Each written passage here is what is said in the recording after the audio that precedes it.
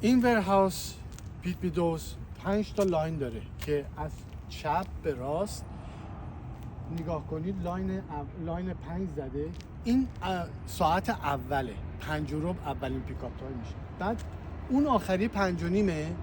اگر زمانی بشه که 5 و 45 اینا بیان که زمان پیکاپ تایم ها باشه، معمولاً اینجا کسی نمیگه کدوم لاین واسه چی کار بکن.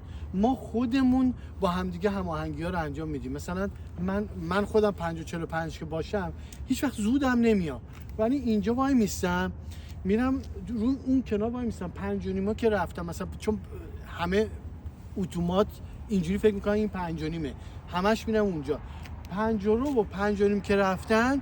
بعد من میرم تو لاین وای میستم دیگه. بعد اونجا میپرسن که شما ساعت چندی؟ من میگم 5 و 45 یا 5 و نیم. اونا میگن مثلا اگه 5 و نیم رفته باشه تو